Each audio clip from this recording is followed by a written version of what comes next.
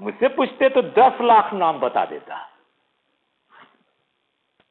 ये अंग्रेजों को नाम भी नहीं जुटते हैं। वास्तव में बड़ा दरिद्र भाषा है अंग्रेजी। एक ही नाम के कई लोग, हालांकि हिंदुस्तान में भी इस प्रकार के देखते हैं, एक ही नाम के कई लोग होते हैं, सैकड़ों हो सकते हैं, हजारों हो सकते हैं, लेकिन वहां इस तरह की बात ज्यादा देखने को मिलती है। उनके पास तो शब्द का अभाव है, लेटर का अभाव है। इंग्लिश जो अंग्रेजी अगर अंग्रेजों का अगर पूरी दुनिया में अगर आधिपत्य कायम नहीं होता तो कभी भी इंटरनेशनल लैंग्वेज वो नहीं बन पाता। इंटरनेशनल लैंग्वेज बनने की क्षमता हिंदी और संस्कृत में ही है कि दुर्भाग्यवश हमारा देश गुलाम रहा और हमारे देश की ये पॉलिसी भी रही, संस्कृति भी रही कि हम किसी दूसरे देश पर आक्रमण नहीं किए। युद्ध भी हुआ तो देश वहीं के किसी और व्यक्ति के हाथ में हस्तांतरित कर दिए। इतिहास इस बात का गवाह है। तो हमारी भाषा का उतना प्रचार प्रसार नहीं हुआ। अंग्रेजी भाषा अवैज्ञानिक भाषा है, बहुत ही पुअर लैंग्वेज है, समृद्धि का अभाव है, वैज्ञानिकता का अभाव है। यही कारण है कि एक ही वर्ड को 4 लोग अगर उच्चारित करते हैं तो उनका चारों का उच्चारण अलग अलग हो जाता है। कारण क्या है? वही कारण है। तो खैर, कहते हैं कि नाम भी नहीं जुटते थे, इसलिए इतिहास पढ़ना कोई सहज खेल नहीं है। और तुम जो है गुल्ली डंडा हमेशा खेलते रहते हो, हमेशा खेल कूद में मशगूल रहते हो। मैं इतना पढ़ता हूँ, इतनी मेहनत करता हूँ, उसके बाद भी एक फेल कर जाता हूँ। तुम कैसे पास हो सकते हो? अभी तुम्हारी कक्षा छोटी है, जब मेरी कक्षा में आओगे तो पढ़ाई थोड़ी कठिन हो जाएगी। और ऐसी परिस्थिति में यूं खेल कूद कर तुम चाहोगे कि हम सब पास हो जाएं तो बड़ा मुश्किल हो जाएगा। इसलिए मेरी बात पर ध्यान दो। और फिर क्या कहते हैं? और ज्योमेट्री तो बस खुदा ही पनाह, माने ज्योमेट्री में खुदा ही पनाह दे सकता है, आसरा दे सकता है।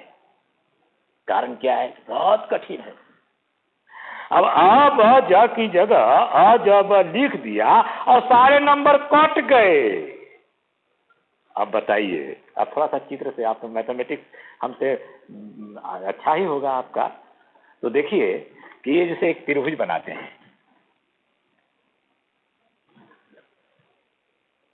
ये कहते हैं कि अ ब ज, अ ब ज। अब इस त्रिभुज में देखिए कि एक कोण तो यह है, एक यह है और एक यह है, 3 कोण है। अब अगर मान लिया जाए कि हमको अगर हम कहते हैं कि कोण अ ज ब, तब किस कोण को हम इंगित कर रहे हैं? अगर हम कहते हैं कि कोण अ ब ज, तो इस कोण को हम इंगित कर रहे हैं।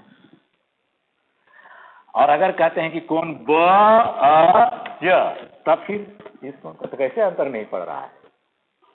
अंतर तो पड़ ही रहा है, लेकिन इनको कोई अंतर नहीं बुझाता है, इनको कोई अंतर नहीं बुझा। अ ब ज की जगह अ ज ब लिख दिया और सारे नंबर कट गए।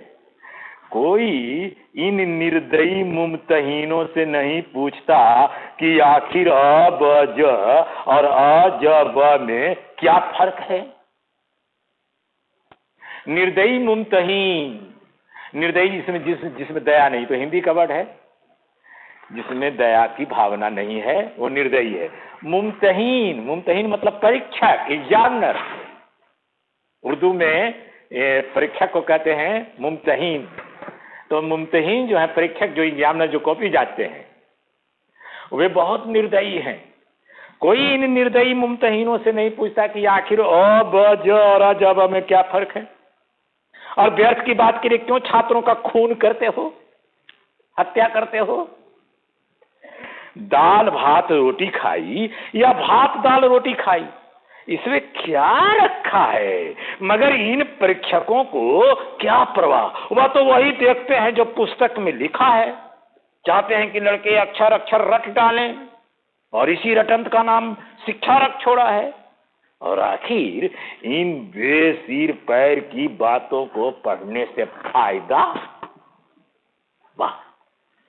अब ये कह रहे हैं, कुल मिला करके इनके कहने का मतलब यह है कि जो फेल कर जाते हैं बार बार, इसमें इनका दोष नहीं है। दोष या तो विषय का है, या विषय के पढ़ाने वाले शिक्षकों का है, या परीक्षा की कॉपी देखने वाले परीक्षकों का है। दोष इनका दोष नहीं है। अक्सर इस तरह के जो छात्र होते हैं, जो पढ़ने में मेहनत नहीं करते, या थोड़ा मंद बुद्धि के होते हैं, मंद दिमाग के होते हैं, और वे बार बार जब असफल होते हैं, और जब उनसे पूछा जाता है तो वे अपना दोष दूसरों पर मढ़ देते हैं।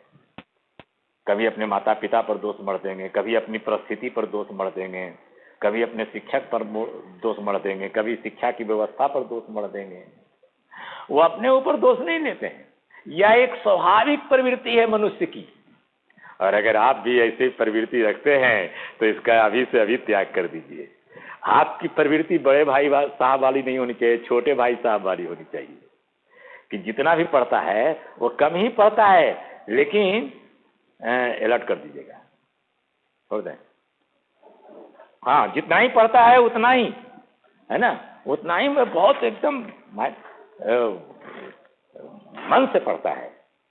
जो कुछ पढ़ो, पढ़ने के लिए बैठो तो पढ़ने के लिए बैठो, तो जब भी पढ़ने के लिए बैठो तो उसको कुछ हासिल करो, है ना। तो इस रेखा पर वह लंब गिरा दो, आधार लंब से दुगना हो जाएगा, पूछिए इससे प्रयोजन। अब देखिए भैया, ज्योमेट्री की जो पढ़ाई है ना, पूरी जो सिविल इंजीनियरिंग आप जाकर के आगे पढ़िएगा, तो सिविल इंजीनियरिंग बिल्कुल ज्योमेट्री पर ही आधारित है। जो बड़े बड़े बिल्डिंग का कंस्ट्रक्शन होता है, रोड बनती है, सड़कें बनाई जाती है, वो सब इसी ज्योमेट्री पर आधारित है।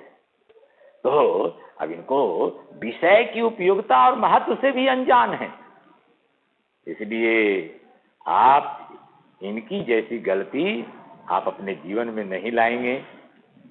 इनकी जैसी अबोधता, इनकी जैसी अज्ञानता आप नहीं लाएंगे। और मैं उम्मीद करता हूं कि इस बड़े भाई से आपको बहुत अच्छी सबक मिल रही होगी। आज मैं इतना ही पर विराम देता हूं, चूंकि कथा बहुत लंबी है।